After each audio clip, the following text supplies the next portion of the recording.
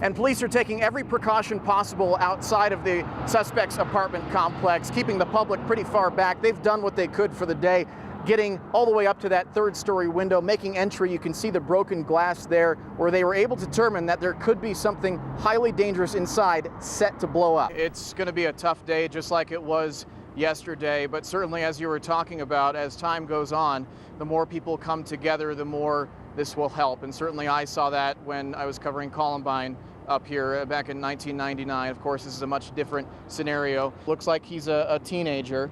What's going through your mind without naming him? You said that you met him recently. Mm-hmm. Yeah, the thing that's really going through my mind is that I feel like it's just, I mean, it's heartbreaking that I feel that everybody out here is just killing each other, and he had to go out of all people. And we should mention the most recent name has been confirmed by CNN as 27-year-old John Larimer, a Navy sailor. The Navy has actually notified his family in Illinois that he is among the dozen that died here at the theater. And one priest in particular at this church says A.J. Boyack likely went to church here.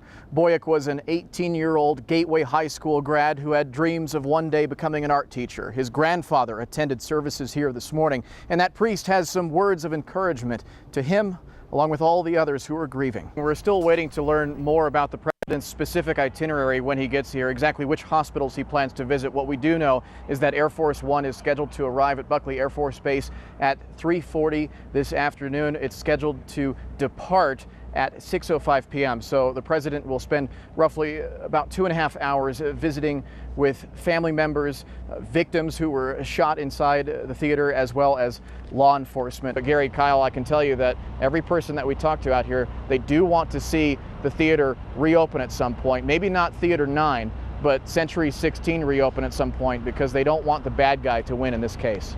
Yeah, that's for sure. And you know, those makeshift memorials, you know, based on experience. I remember the first one I saw was when I was covering the Oklahoma City bombing. Yeah. The Clement Park one you mentioned got bigger and bigger and bigger, and so I assume this one will just keep getting bigger and bigger too. I'm sure it will, and I noticed that the temporary memorial behind us here sits on some private land. There's a developer's sign here behind us. It'll be interesting to see how he feels moving forward with what could be developed there, but I'm sure at the moment he doesn't mind what's there. Yeah, No. for sure. Okay, thank you so much, Jeff. And the roadside memorial that's been set up here temporarily at Centerpoint and Sable is not the only thing out here. Across the street, a banner has been set up as well with personal signatures on it, including one that reads, "Thinking of you, God bless you all," from the Columbine community. And that community is certainly one that knows this pain and grief all too well. Some people say, you know, it's when it comes to automatic firearms that those should be banned, and maybe just handguns should be allowed, because really, why does anyone need an automatic firearm for any reason? But then you look at the Virginia Tech massacre, 32 people were killed, and that was with essentially 2 Glock handguns. And what we're looking at for Monday is his next court appearance, where he'll be given his formal charges.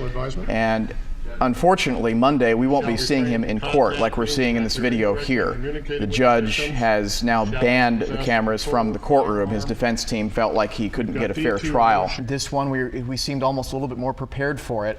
In this. It wasn't as much of a novelty, was it? Right, Yeah. it wasn't. But I will say that had I gone to the hospital and, for example, interviewed Ashley Mosier, who lost her 6-year-old daughter in that theater and came out paralyzed for life, and lost her dad 8 weeks prior to leukemia and has no money, then that would have affected me more. Absolutely. Had I been like the officers who responded to that within 90 seconds and went into the theater and saw the aftermath of Colorado's worst massacre, what looked like a battlefield, and carrying people out and not having luck with some of them, then it would have hit me harder. Yeah. As journalists, we try to keep a little bit of a safe distance from that sort of thing, but it does affect you.